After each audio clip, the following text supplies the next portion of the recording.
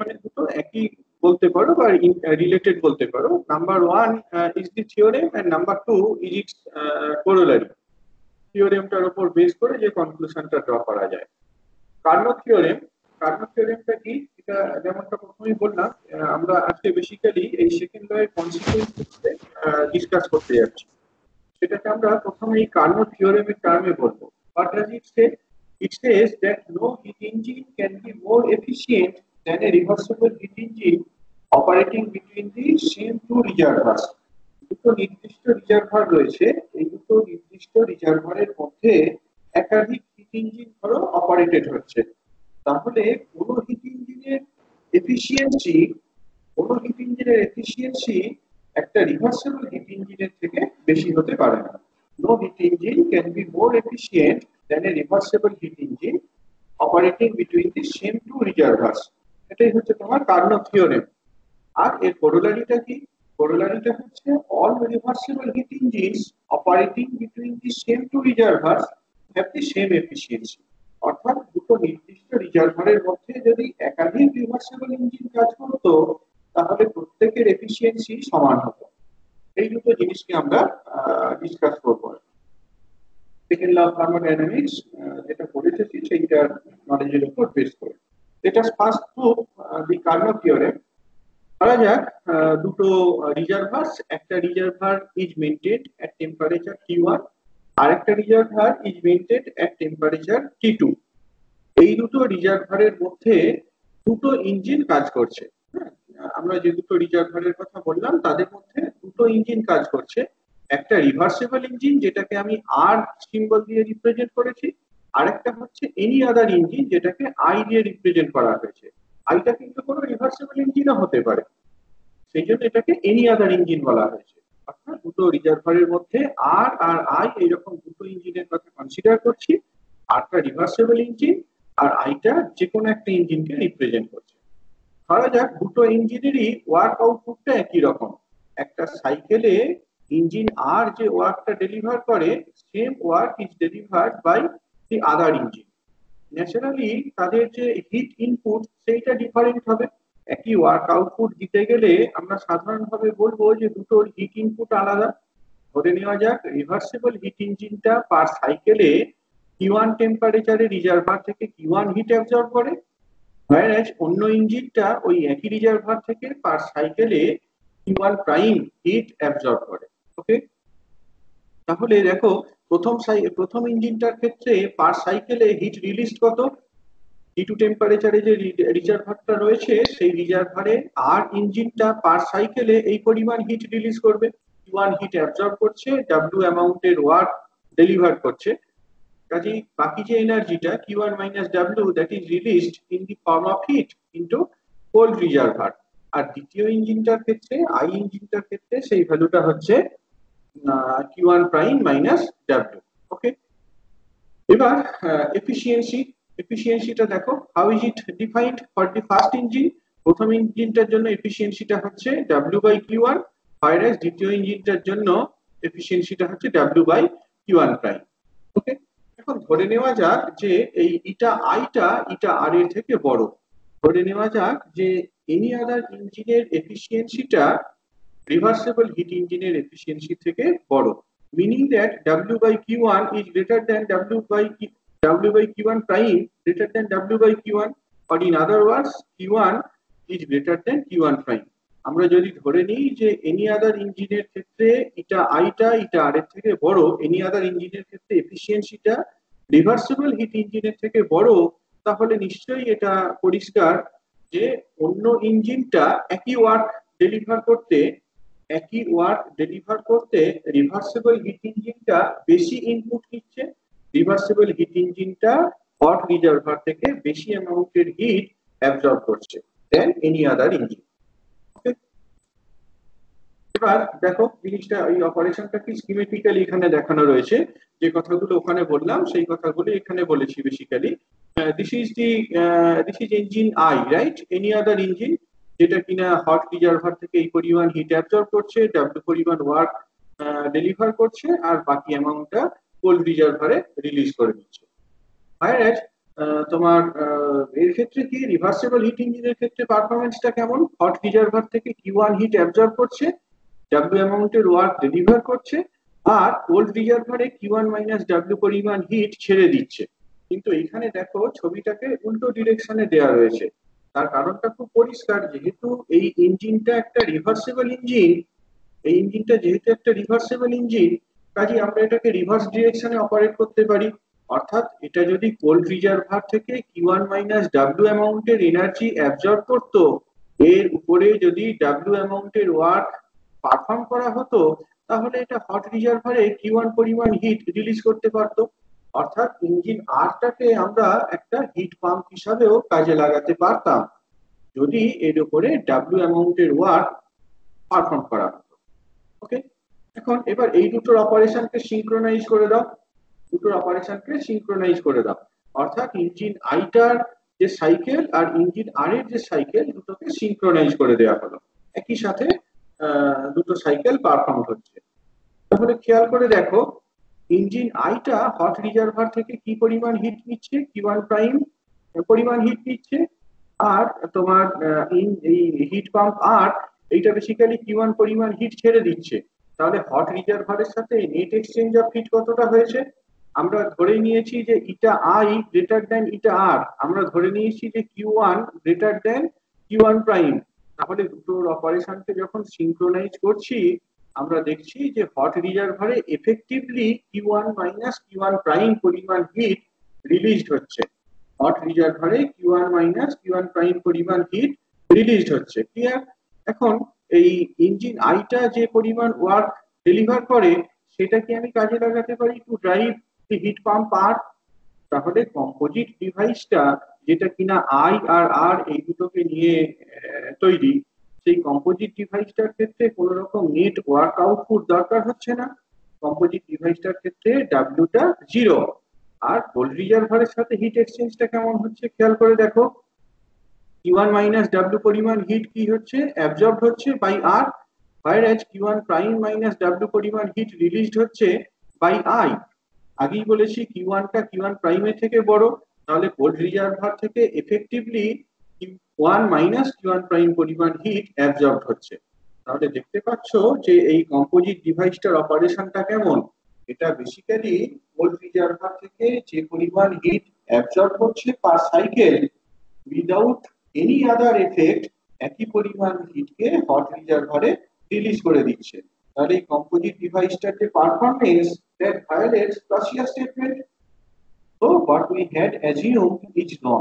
আমরা যেটা ধরে নিয়েছিলাম যে eta I is greater than eta R, এইটা ভুল। Only possibility is that eta I is less than or at best equal to eta R. এরকম ভাবে তাহলে আমরা কার্নোস থিওরেমটাকে প্রুভ করতে পারি। দুটো নির্দিষ্ট রিজার্ভারের মধ্যে একাধিক ইঞ্জিন অপারেট করছে, তো কোনো ইঞ্জিনের এফিসিয়েন্সি একটা রিভার্সিবল হিট ইঞ্জিনের এফিসিয়েন্সি থেকে বেশি হতে পারে না। বলো, ক্লিয়ার হয়েছে? স্যার বলো। স্যার এখানে বলছি যে রিভার্সেবল আর ইরিভার্সেবল দুটো হিট ইঞ্জিনেরই যে ওয়ার্ক ইনপুট, সেটা ডাব্লিউটাকে সেম ধরে নিলাম কেন আমরা? Work output, work output compare করতে গেলে তোমাকে তো কিছু একটা জিনিসকে একই রকম ধরতে হবে। তুমি আচ্ছা স্যার। তুমি দুটোকে যদি কম্পেয়ার করতে চাও, কোনো একটা জিনিসকে তো একই ধরতে হবে। তুমি অল্টারনেটিভলি ধরতেই পারতে যে তোমার, তুমি এটা এটা তোমরা ট্রাই করতে পারো। হ্যাঁ, আমি তোমাদের সবাইকে বলছি, ভালোই কোয়েশ্চেনটা করেছো। আদারওয়াইজ এই পয়েন্ট আমি হয়তো বলতামই না। তোমরা এটা ধরতেই পারো যে দুটো দুটো ইঞ্জিনই হট রিজার্ভার থেকে একই পরিমাণ হিট অ্যাবজর্ব করছে। কি বললাম? দুটো ইঞ্জিন হট রিজার্ভার থেকে একই পরিমাণ হিট অ্যাবজর্ব করছে, তাহলে নিশ্চয়ই তাদের ওয়ার্ক আউটপুটটা ডিফারেন্ট, রাইট? তাদের ওয়ার্ক আউটপুটটা ডিফারেন্ট, তার কারণ এফিসিয়েন্সিটা যে আনইকুয়াল সেটা তো আমরা ধরে নিচ্ছি, সেটা ধরেই তো করতে চাইছি।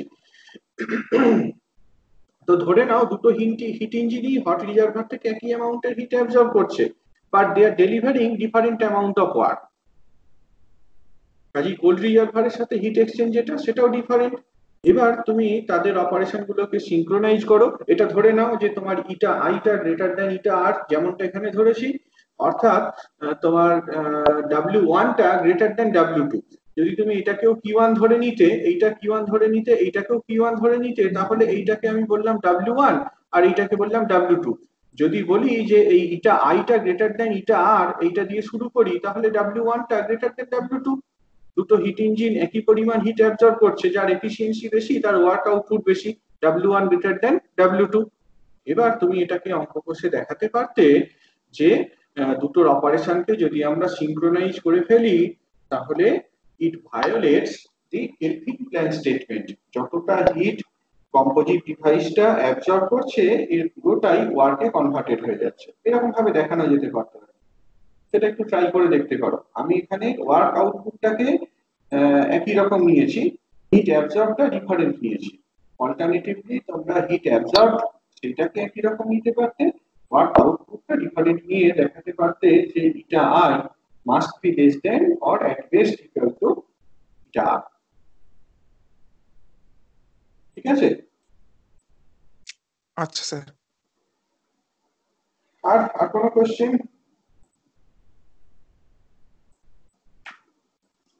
নেই? ওকে। তো এর কোরোলারিটা কি বললাম? কার্নোট থিওরেমের কোরোলারিটা হচ্ছে যে তোমার সমস্ত হিট ইঞ্জিনের এফিসিয়েন্সি একই রকম হবে যদি তারা রিভার্সিবল হয় এবং নির্দিষ্ট দুটো রিজার্ভারের মধ্যে অপারেট করে। কার্নোট থিওরেমের যে কোরোলারিটা হচ্ছে এটাই যে efficiency of all heat engines operating between two reservoirs is same.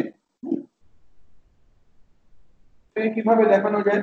আমরা তো আগে দেখিয়ে এলাম, আমরা আগে কার্নোট থিওরেমটা প্রুভ করলাম। কার্নোট থিওরেমে কি বললাম? যে eta I is less than or equal to eta R. এখানে কিন্তু আইটা যে কোনো ইঞ্জিন হতে পারে, রাইট? এখন ধরে নাও যে আই আর আর দুটোই, আরটা তো রিভার্সিবল ইঞ্জিন বলাই হয়েছে, ধরে নাও আইটাও একটা রিভার্সিবল ইঞ্জিন। অর্থাৎ আমি দুটো এর কথা কনসিডার করছি, দুটো রিভার্সিবল হিট ইঞ্জিনের কথা কনসিডার করছি। এখানটা আরেকটা জিনিস লিখে নিই, তাহলে বোঝাতে সুবিধা হবে। Eta R greater than or equal to eta I, right? Eta I less than equal to eta R, বা eta R greater than equal to eta I. এবার ধরে নাও যে দুটো নির্দিষ্ট রিজার্ভারের মধ্যে দুটো রিভার্সিবল হিট ইঞ্জিন আর1 আর আর2 কাজ করছে, ঠিক আছে? আর ধরে নাও যে ইটা আর1 গ্রেটার দেন ইটা আর2, যেমনটা আমরা ধরে নিয়েছিলাম যে তোমার ইটা আই গ্রেটার দেন ইটা ইটা আর, এটা ধরে নিয়েছিলাম প্রথমে, তারপরে দেখালাম যে সেইটা ভুল। কম্পেয়ার করছি, ধরে নাও ইটা আইটা গ্রেটার দেন ইটা আর, অর্থাৎ এখানে আর1টাকে আমি ইঞ্জিন আই বলছি, এনি আদার ইঞ্জিন বলছি, আর আর2টাকে একটা রিভার্সিবল হিট ইঞ্জিনের কথা বলছি। এবার engine R one drives engine R two backward so that it becomes a reversible refrigerator। একই রকম প্রসিডিওর ফলো করে আমরা দেখাতে পারতাম যে ইটা আর1টা must be less than equal to eta R two. যদি আমরা ধরে নিতাম যে এই আর2টাকে তোমার আর1টা ব্যাকওয়ার্ড ডিরেকশনে মুভ করাচ্ছে, হতেই পারতো ইঞ্জিন আর1 থেকে যে ওয়ার্ক আউটপুটটা পাচ্ছি সেই ওয়ার্ক আউটপুটটা দিয়ে ইঞ্জিন আর2টাকে আমরা রিভার্স ডিরেকশনে মুভ করতে পারতাম, রান করাতে পারতাম, হিট পাম্প হিসাবে রান করাতে পারতাম। করালে দেখাতে পারতাম যে eta I must be less than or equal to eta R, right? অর্থাৎ এই eta R one less than or equal to eta R two. Alternatively আমি কি করতে পারতাম? আমরা যদি এইটা ধরে নিতাম যে ইটা আর2 গ্রেটার দেন ইটা আর1, ইটা আর2 গ্রেটার দেন ইটা আর1, এবং ইঞ্জিন আর2 ড্রাইভ দি ইঞ্জিন আর1 ব্যাকওয়ার্ড, যাতে করে এটা রিভার্সিবল রেফ্রিজারেটর হয়, তাতে করে দেখানো যেতে পারতো eta R two less than or equal to eta R one. অর্থাৎ এক্ষেত্রে দ্বিতীয়টার ক্ষেত্রে আমরা এই আর2টাকে এনি আদার ইঞ্জিন বলতে পারি, আর আর1টাকে একটা রিভার্সিবল ইঞ্জিন বলতে পারি। আর1 আর আর2 তো তোমার এই প্রবলেমে দুটোই রিভার্সিবল ইঞ্জিন। তো আগেরটার সাথে কোরিলেট করার জন্য আমি বললাম যে ধরো আর1টা এনি আদার ইঞ্জিন, প্রথমে যেটা বললাম, আর আর2টা হচ্ছে রিভার্সিবল ইঞ্জিন। তাহলে তুমি দেখাতে পারতে যে eta R one less than or equal to eta R two. Alternatively তুমি যদি ধরে নিতে যে আর2টা এনি আদার ইঞ্জিন আর আর1টা রিভার্সিবল ইঞ্জিন, তাহলে দেখানো যেতে পারতো যে eta R two less than or equal to eta R one. তাহলে এই যে কন্ডিশন আর এই কন্ডিশন দুটো যদি সাইমালটেনিয়াসলি স্যাটিসফাইড হয়, তাহলে সাইমালটেনিয়াসলি স্যাটিসফাইড হতে হয়, তাহলে only choice is that eta R2 is equal to eta R1, অর্থাৎ দুটো ইঞ্জিনেরই এফিসিয়েন্সি সমান, দুটো ইঞ্জিনেরই এফিসিয়েন্সি সমান। নির্দিষ্ট দুটো রিজার্ভারের মধ্যে যে রিভার্সেবল ইঞ্জিনগুলো কাজ করছে তাদের সবার এফিসিয়েন্সি সমান। কোরোলারিটা ক্লিয়ার হয়েছে?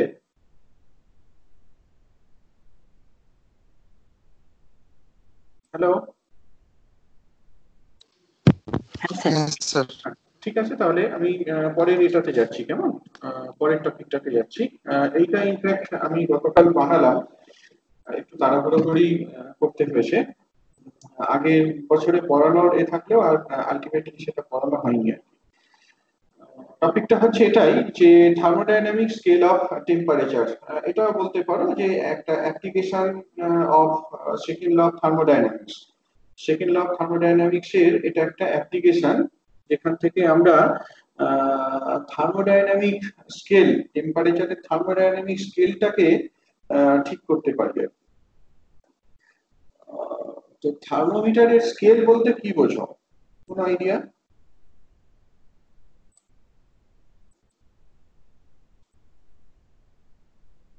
কোনো আইডিয়া স্কেল বলতে কি বোঝায়? যে কোনো ক্ষেত্রে কোনো মেজারমেন্টের স্কেল বলতে কি বোঝায়? স্যার কোনো টেম্পারেচারের ডিফারেন্সে কোনো একটা ম্যাটেরিয়ালের ফিজিক্যাল কোয়ান্টিটি আমরা বুঝি। একটা একটা মানে স্ট্যান্ডার্ড জিনিসকে নিয়ে, একটা স্ট্যান্ডার্ড জিনিসকে নিয়ে ক্যালিব্রেট করা আর কি। তুমি যখন লেন্থ মেজার করছো, someone has said that this separation is equal two 1 centimetre, right? তুমি যখন একটা সেন্টিমিটার স্কেল বলছো, সেখানে তো তুমি এটা ধরে নিচ্ছ, মানে কেউ একজন তোমাকে বলে দিয়েছে এই গ্যাপটা 1 সেন্টিমিটার। এখন এইটা কিভাবে ডেভেলপড হয়েছে জানো? মানে সেন্টিমিটার স্কেল কিভাবে ডেভেলপড হয়েছে, বা তোমার মাস, মাসের কথা যদি বলি, ওয়েট যে মেজার করছো, কেউ একজন তোমাকে বলে দিয়েছে যে এইটা হচ্ছে 1 কেজি। বা টাইমের যে স্কেল, কেউ বলে দিয়েছে যে এই টাইম ডিফারেন্সটা ইকুয়াল টু 1 সেকেন্ড। তো এই যে স্কেলিংটা, এই স্কেলিং গুলো কিভাবে আসে, পড়েছো কখনো? কেউ বলতে পারবে? তোমরা তো প্রচুর সব পপুলার সায়েন্স ফাইন্স নিয়ে পড়ো, ব্ল্যাক হোল এগুলো সব পড়া হয়ে গেছে, কিন্তু ওই মানে থার্মোমিটারের আপার স্কেল মাইনাস লোয়ার স্কেল, মানে দুটো স্কেলের মধ্যে রিলেশন বলছেন তো? আমি থার্মোমিটারের কথা বলছি না, রেদার আমি আরেকটু জেনারেল ভার্সনই বলতে চাইছি আর কি। মানে what is the logic that you believe that this separation is equal to 1 centimeter? এটা কিভাবে এলো? হ্যাঁ বলো। জায়গাটার নাম ভুলে গেছি, সেখানে রাখা আছে সবকিছু। স্ট্যান্ডার্ড ইউনিটের যে ডেফিনেশন, ওখান থেকেই তো এই সবকটা রাখা আছে, যেটা টাইমেরটা ওই সিজিএম ক্লক থেকে ঠিক হয়, আর নামটা রাখা আছে আমি জায়গা নেই। এইগুলো একটু পড়বে, এইগুলো আরো ফান্ডামেন্টাল জিনিস, ঠিক আছে? মানে before you know black hole, before you know the universe, you should know how the scaling come from. মেজারমেন্টের এটাই বেসিস, তাই না? এইগুলো একটু পড়বে। তো প্রথম দিকে আমি জাস্ট এখানে যেটা রেলিভেন্ট সেটার কথাই বলি। প্রথম দিকে যে থার্মোমিটার গুলো ইউজ করা হতো, আচ্ছা টেম্পারেচারের যে ডেফিনিশন আমরা থার্মোডাইনামিক্সে দিলাম, সেটা কিন্তু এম্পিরিক্যাল একটা টেম্পারেচার, তাই না? কোনখান থেকে এই ডেফিনিশনটা দেওয়া হয়েছে? এই ডেফিনিশনটা দেওয়া হয়েছে from zeroth law of thermodynamics, যেখানে বলা হয়েছে যে তোমার একটা সিস্টেম এ যদি বি এর সাথে থার্মাল ইকুইলিব্রিয়ামে থাকে, আর সি এর সাথে থার্মাল ইকুইলিব্রিয়ামে থাকে, তাহলে বি আর সি এদের মধ্যে থার্মাল ইকুইলিব্রিয়ামে থাকবে। তো এইখান থেকে আমরা এম্পিরিক্যাল টেম্পারেচারের কনসেপ্টটা ডেভেলপ করেছিলাম। সেটা হচ্ছে যে যেহেতু এই সিস্টেমগুলো ইকুইলিব্রিয়ামে রয়েছে, থার্মাল ইকুইলিব্রিয়ামে রয়েছে, তাদের একটা প্রপার্টি কমন, সেই কমন প্রপার্টিটার নাম হচ্ছে টেম্পারেচার। যে প্রপার্টিটা কমন হলে সিস্টেম এ বি সি, এই তিনটে সিস্টেম তোমার থার্মাল ইকুইলিব্রিয়ামে থাকবে, বা সে দুটো সিস্টেম থার্মাল ইকুইলিব্রিয়ামে থাকবে, সেই প্রপার্টিটার নাম হচ্ছে টেম্পারেচার। এরকম ভাবে আমরা টেম্পারেচারটাকে এম্পিরিক্যালি ডিফাইন করেছিলাম। তো ন্যাচারালি মেজারমেন্ট অফ টেম্পারেচার সেটা একটা বিশাল বড় ব্যাপার। এখানে আমরা টেম্পারেচারটাকে কিভাবে মেজার করতে পারি? তো ইনিশিয়ালি এরকম প্রচুর স্কেল ডেভেলপ করা হয়েছে, তোমরা এই স্কেলগুলো জানো হয়তো, মার্কারি থার্মোমিটার বা অ্যালকোহল থার্মোমিটার, যেখানে তোমার বেসিক্যালি থার্মোমেট্রিক সাবস্টেন্স হিসাবে এই মার্কারি বা অ্যালকোহলের মতো কোনো লিকুইডকে নেওয়া হয়। মার্কারি বা অ্যালকোহল থার্মোমিটারে আমরা মার্কারি বা অ্যালকোহলের মতো কোনো লিকুইডকে থার্মোমেট্রিক সাবস্টেন্স হিসাবে নিয়ে থাকি। এবার এখানে ওয়ার্কিং প্রিন্সিপালটা কি? ওয়ার্কিং প্রিন্সিপালটা হচ্ছে ভলিউমটা টেম্পারেচারের রেসপেক্টে ইনক্রিজ করে। Volume increases with increase in temperature. আমরা যদি এই ক্যালিব্রেশনটা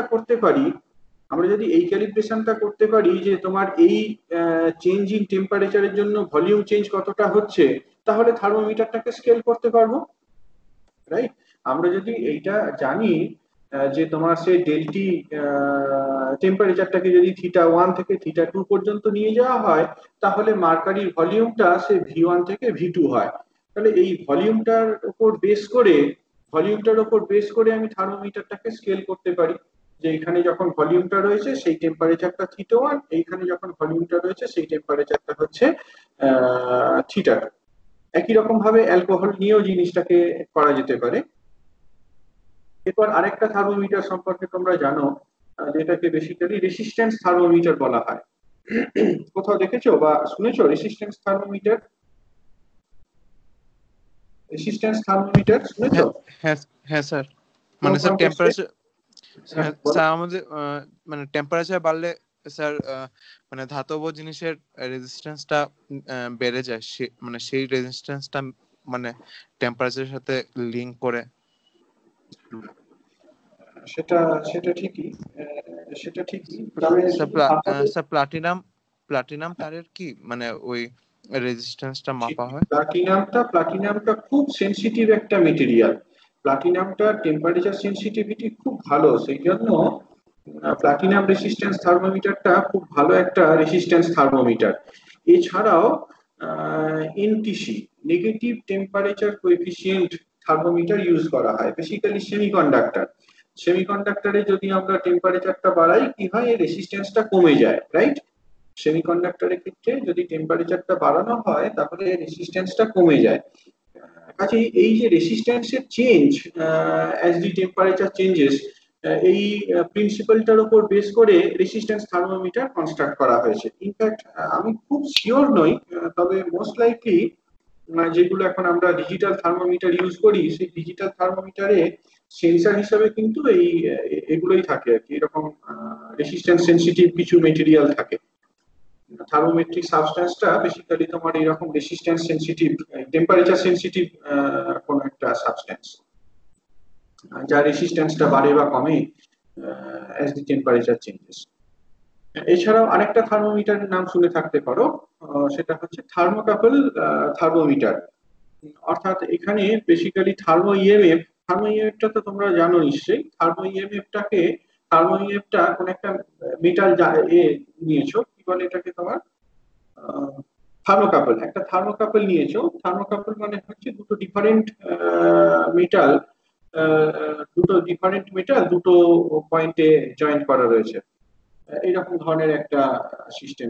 আমি এখানে একটা কপার তার নিয়েছি, আর আরেকটা এখানে সে কনস্ট্যান্ট এইরকম একটা তার নিয়েছি।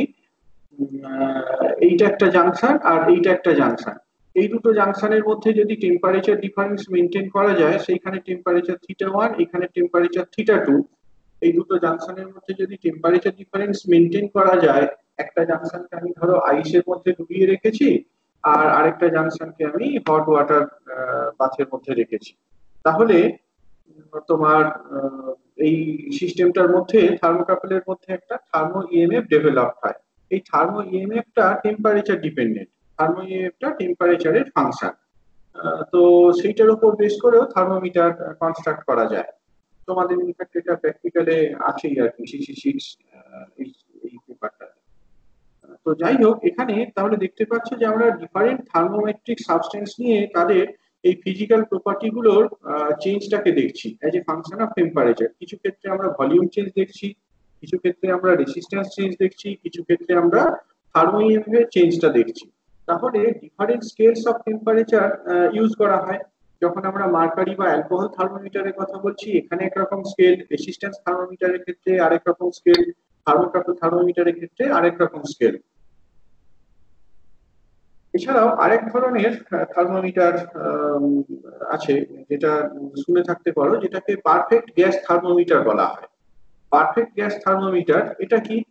অ্যাপারেন্টলি মনে হতেই পারে যে তাহলে এখানে ওয়ার্কিং সাবস্টেন্সটা পারফেক্ট গ্যাস।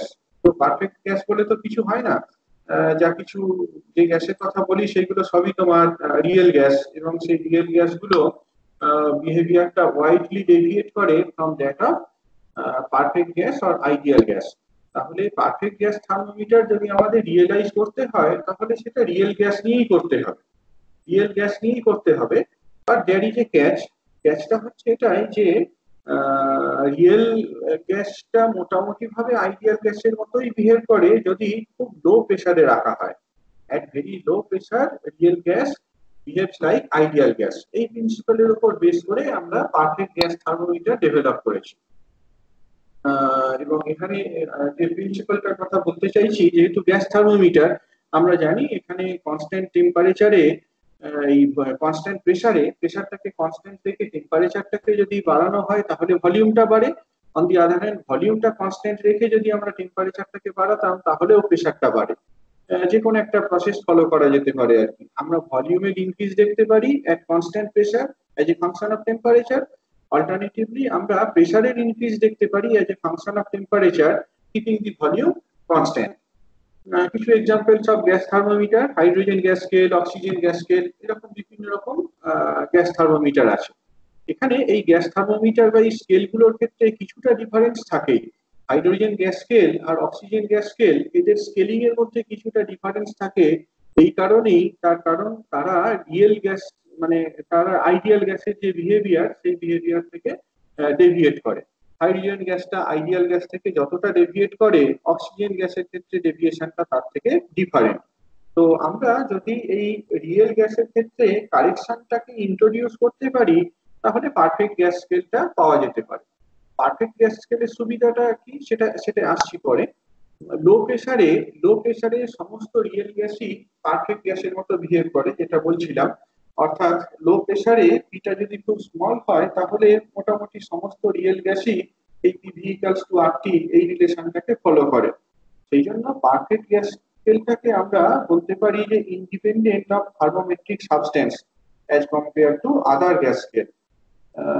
তোমার যে মার্কারি বা অ্যালকোহল থার্মোমিটারের কথা বলা হলো, রেসিস্ট্যান্স থার্মোমিটারের কথা বলা হলো, এইগুলো যেমন তোমার থার্মোমেট্রিক সাবস্টেন্সের উপরে ডিপেন্ড করে। গ্যাসের যে স্কেলিংটা, সেই স্কেলিংটা তোমার এর উপরে ডিপেন্ড করে। কি বলো? স্কেলিংটা তোমার ওয়ার্কিং সাবস্টেন্স বা থার্মোমেট্রিক সাবস্টেন্সের উপরে ডিপেন্ড করে। কিন্তু আমরা যদি পারফেক্ট গ্যাস থার্মোমিটার নিই, সেই পারফেক্ট গ্যাস থার্মোমিটারের ক্ষেত্রে এইটা তাহলে দেখতে পাচ্ছ এফেক্টিভলি থার্মোমেট্রিক সাবস্টেন্সটার উপরে ডিপেন্ড করে না। ন্যাচারালি স্কেল যখন আমরা করছি, স্কেলটা কিন্তু ইউনিক হওয়া উচিত। স্কেলটা যদি ইউনিক হতে হয়, তাহলে অবশ্যই স্কেলিংটা থার্মোমেট্রিক সাবস্টেন্সের উপরে ডিপেন্ড করা উচিত না। যে কোনো একটা স্কেল যখন ডিফাইন করা হচ্ছে, সেই স্কেলটা ইউনিক হওয়া উচিত। কাজেই সেই স্কেলিংটা আমি কি ধরনের সাবস্টেন্স ইউজ করছি তার উপরে ডিপেন্ড করা উচিত নয়। এখানে দেখতে পাচ্ছ যে পারফেক্ট গ্যাস থার্মোমিটারের কথা যদি বলি, তবেই কিন্তু এই রিয়েলাইজেশনটা সম্ভব। পারফেক্ট গ্যাস থার্মোমিটারের ক্ষেত্রেই একমাত্র দেখানো যেতে পারে, সোফার যে ডিসকাস করলাম, পারফেক্ট গ্যাস থার্মোমিটারের ক্ষেত্রে বলতে পারি যে এটা independent of the working substance. Clear হয়েছে কি বেসিকটা যেটা বললাম?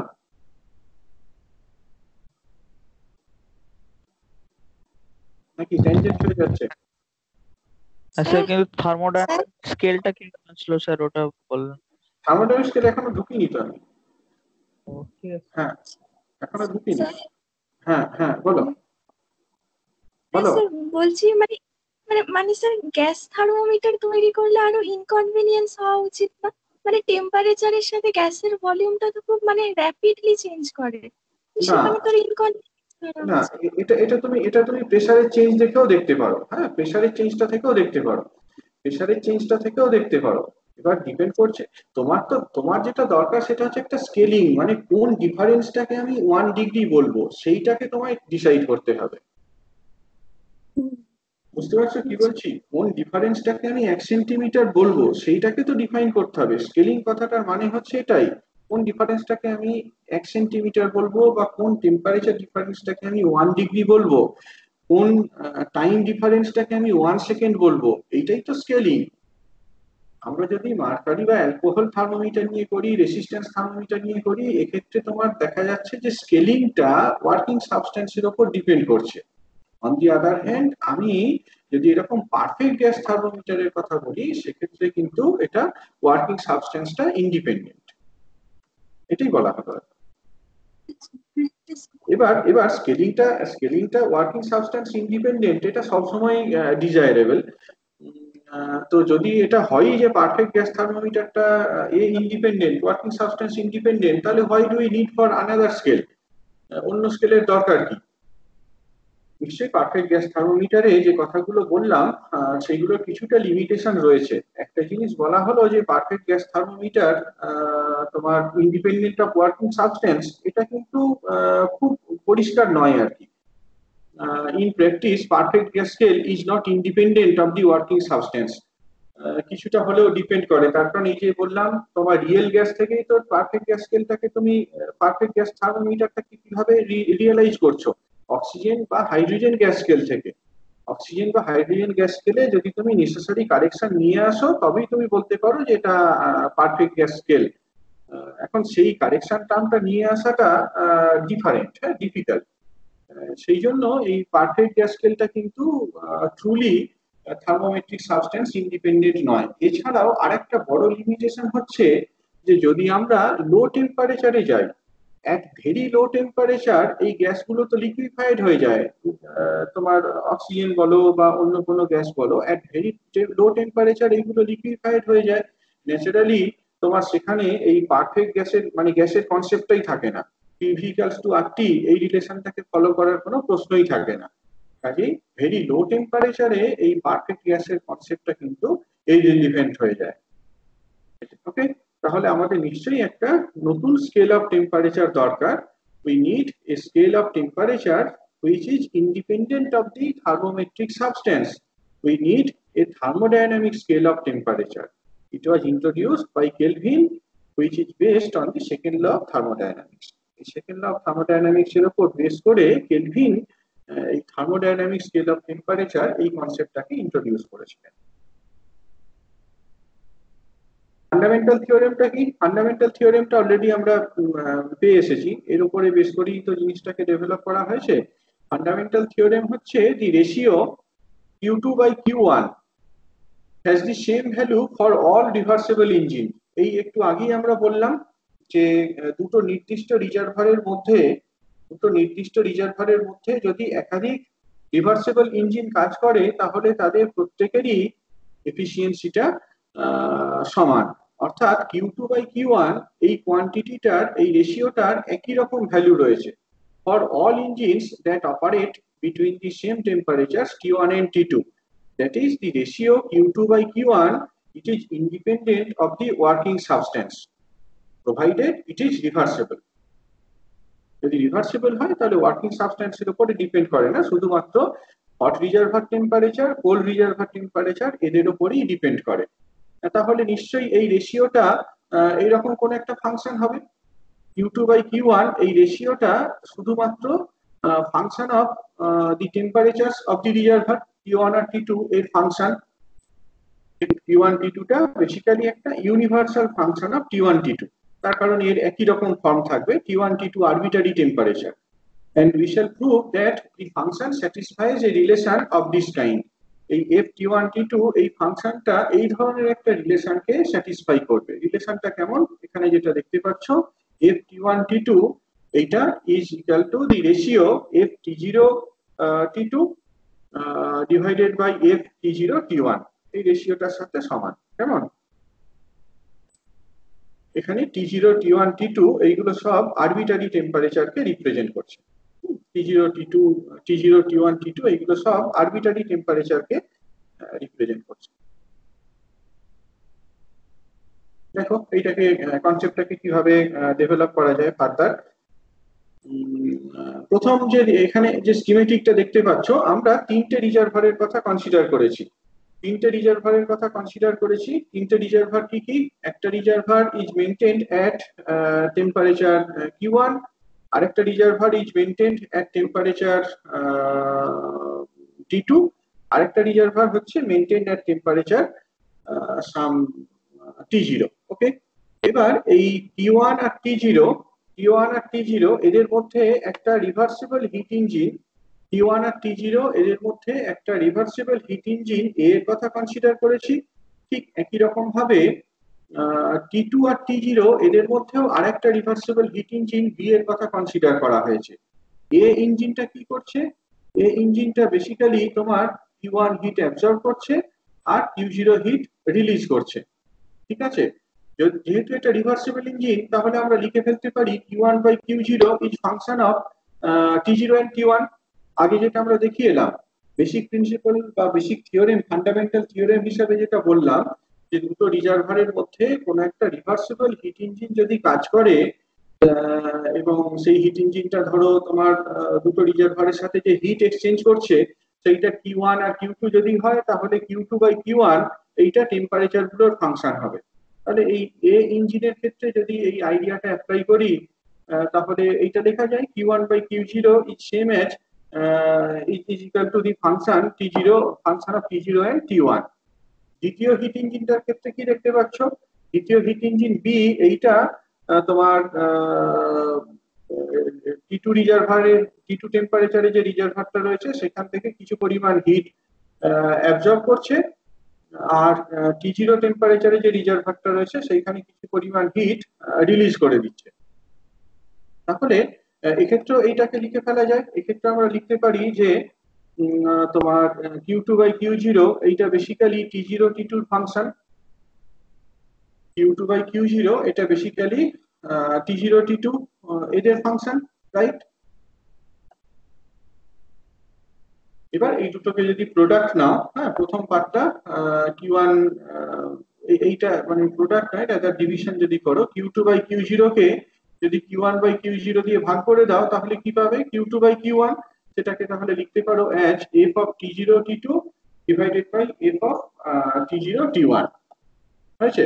এখন এখানে খেয়াল রাখো যে বারবার আমি যেটা বলছি, এ আর বি দুটোই কিন্তু রিভার্সিবল হিট ইঞ্জিন।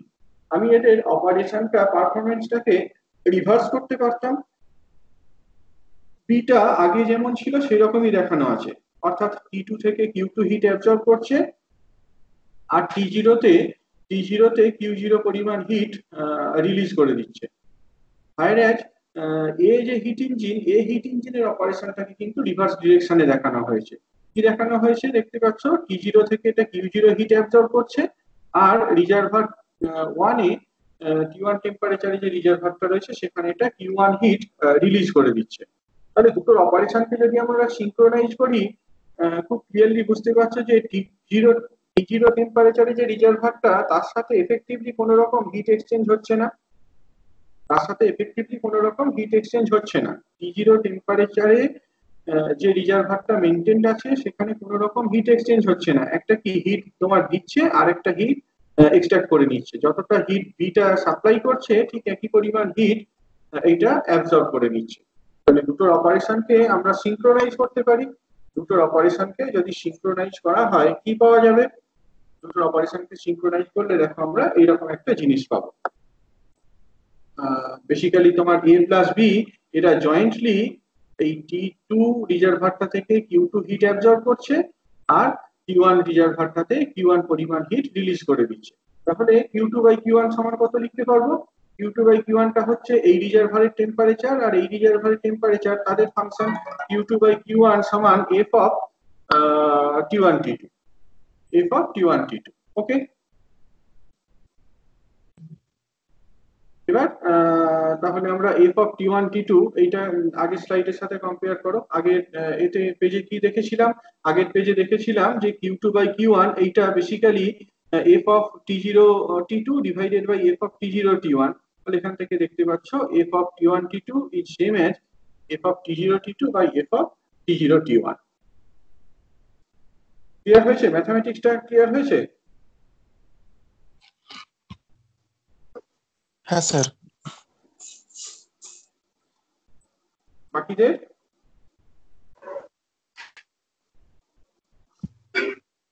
ঠিক আছে? তাহলে পরের পরের এগোই এবার আমরা। T0টা একটা arbitrary temperature, right? T0 is an arbitrary temperature, যেটা বললাম। আমরা এই সমস্ত ইকুয়েশনে T0টাকে কনস্ট্যান্ট হিসাবে ট্রিট করতে পারতাম।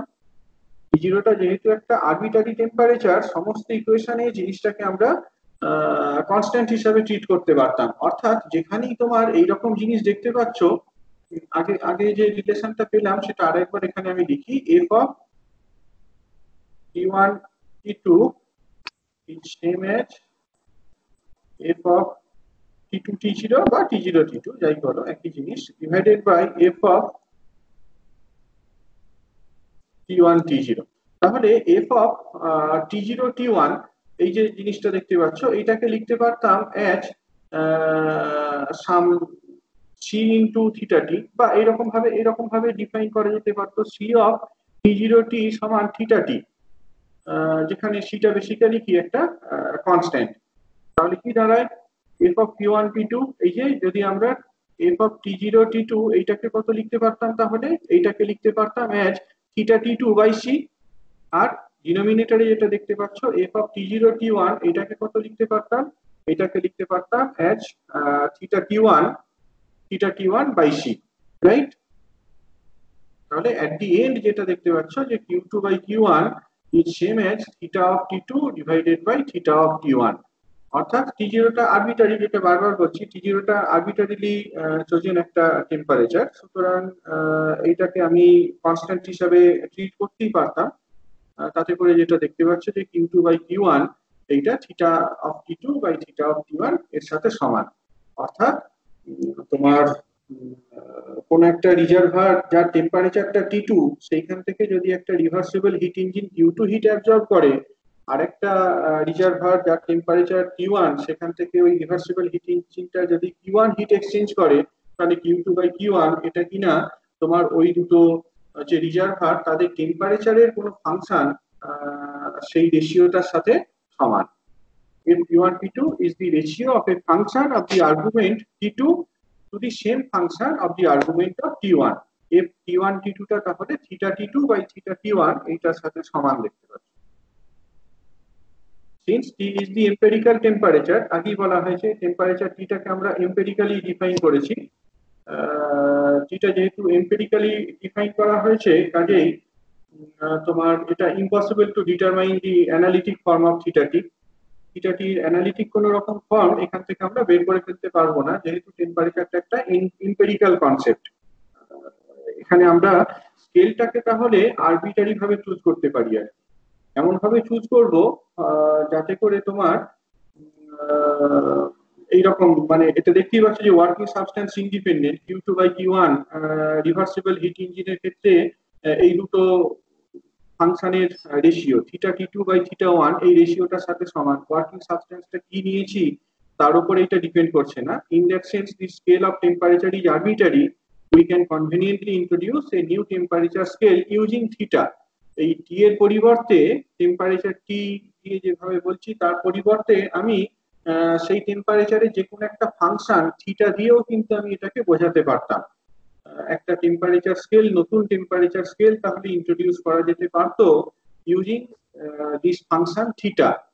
টি এর পরিবর্তে থিটা ফাংশন দিয়ে একটা নতুন টেম্পারেচার স্কেলকে ইন্ট্রোডিউস করা যেতে পারে। তবে থিটাটা কিন্তু ইউনিকলি ডিফাইন্ড নয়। ইউনিকলি ডিফাইন্ড নয় এই কারণেই যে এখানে তোমার একটা আরবিটারি মাল্টিপ্লিকেটিভ কনস্ট্যান্ট ফ্যাক্টর রয়েছে। দেখো আমরা যখন লিখেছিলাম বেসিক্যালি জিনিসটা তো এরকম ছিল, T0 T2 এইটাকে যদি c দিয়ে মাল্টিপ্লাই করি সেখান থেকে আমরা থিটাটাকে ডিফাইন করতে পেরেছি। কাজেই এই সিটা যে কোনো একটা কনস্ট্যান্টের জন্যই ট্রু।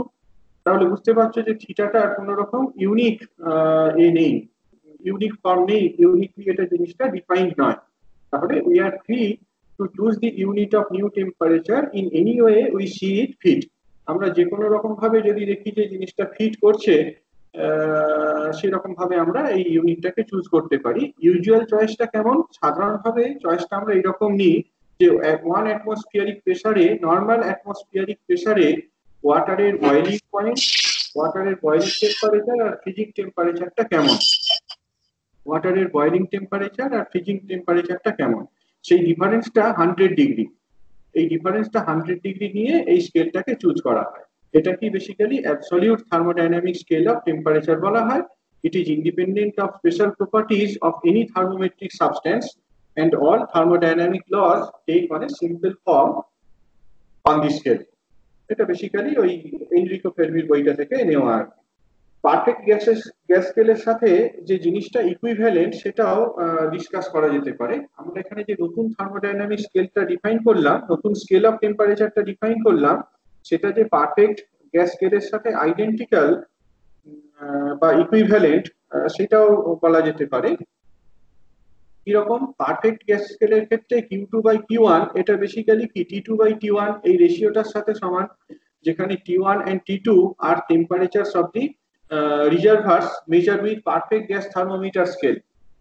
আমরা আগে দেখে এসেছি যে ইনফ্যাক্ট যদি একটু মনে করো এই Q2/Q1 সমান T2/T1, এইটা আমরা তোমার ওই একটা আইডিয়াল গ্যাসের ক্ষেত্রে কেমন হয় সেই আইডিয়াল গ্যাসটাকে ওয়ার্কিং সাবস্টেন্স হিসেবে দেখিয়ে এসেছি, তাই না? Q2/Q1 কার্নোস থিওরেমে যখন এফিসিয়েন্সি ডিরাইভ করা হয়, অ্যানালিটিক এক্সপ্রেশনটা যখন আমরা বের করি, সেখানে দেখিয়েছিলাম Q2/Q1 সমান T2/T1। সেক্ষেত্রে ওয়ার্কিং সাবস্টেন্সটা কি? আইডিয়াল গ্যাস নেওয়া হয়েছিল। কাজে টেম্পারেচার গুলো এখানে যেটা দেখতে পাচ্ছ, সেই টেম্পারেচার গুলো সবই ডিফাইন্ড, টেম্পারেচার গুলো সব defined in perfect gas scale. Perfect gas স্কেলের টার্মে জিনিসগুলোকে কিন্তু ডিফাইন করা ছিল। ওকে, কাজে T1 T2 এইগুলো তোমার ওই রিজার্ভার গুলোর টেম্পারেচারকে রিপ্রেজেন্ট করছে, যেখানে তোমার এই টেম্পারেচার গুলোকে পারফেক্ট গ্যাস স্কেলে ডিফাইন করা হয়েছে। টেম্পারেচার গুলোকে পারফেক্ট গ্যাস স্কেলে ডিফাইন করা হয়েছে। এখানে আমরা যেটা দেখালাম সেটা হচ্ছে Q2/Q1 এটা বেসিক্যালি θ2/θ1 এইটার সাথে সমান। Q2/Q1 এটা বেসিক্যালি θ2/θ1 এইটার সাথে সমান। এখানে সেটাই দেখানো হলো। এখানে কিন্তু θ1 θ2 ওই একই রিজার্ভারেরই টেম্পারেচারকে বোঝাচ্ছে। θ1 আর θ2 একই রিজার্ভারের টেম্পারেচারকে বোঝাচ্ছে, বাট ইন অ্যাবসলিউট স্কেল বা ইন অ্যাবসলিউট থার্মোডাইনামিক স্কেল। তাহলে এই থিটা আর পি এই দুটো বেসিক্যালি প্রপোর্শনাল। Q2/Q1 যদি θ2/θ1 হয় আর Q2/Q1 যদি T2/T1 হয়, তাহলে আমরা বলতে পারি T2/T1 আর θ2/θ1 এরা প্রপোর্শনাল।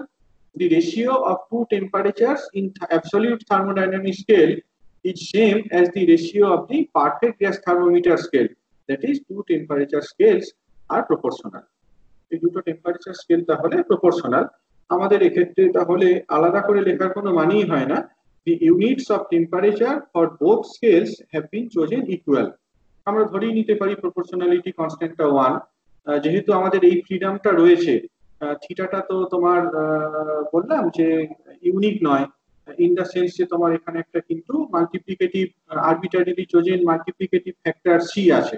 আমরা এমন ভাবে জিনিসটাকে চুজ করতে পারতাম যাতে করে θ2/θ1 এইটা তোমার T2/T1 এর সাথে সমান হয়, বা আরো ক্লিয়ারলি বললে থিটাটা টি এর সাথে সমান হয়।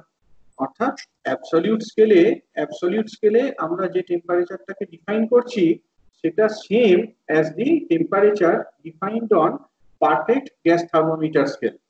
পারফেক্ট গ্যাস থার্মোমিটার স্কেলে যে টেম্পারেচারটাকে ডিফাইন করা হয়েছে সেটা same as thermodynamic scale of temperature.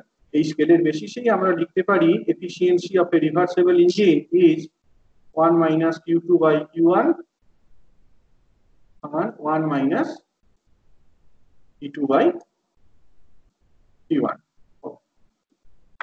Just a minute, পুরোটাই চলে গেল। ওকে, এইটাই বলা হলো আর কি। হ্যাঁ, পারফেক্ট গ্যাস স্কেলে আমরা যেটা ডিফাইন করেছি, যে টেম্পারেচারটাকে যেভাবে ডিফাইন করা হয়েছে এই থার্মোডাইনামিক স্কেলও, তাহলে টেম্পারেচারটাকে একই রকম ভাবে ডিফাইন করা যায়। মানে স্কেলটাকে ডিসাইড করা যায় আর ডিফাইন করা ভুল বলছি, ডেফিনিশন দেওয়া হচ্ছে না এখানে, স্কেলটাকে ঠিক করা। দুটো ক্ষেত্রে টেম্পারেচার স্কেলটা একই রকম, এটাই আর কি। আইডিয়াটা একটু কমপ্লিকেটেড, আমার মনে হয় আগে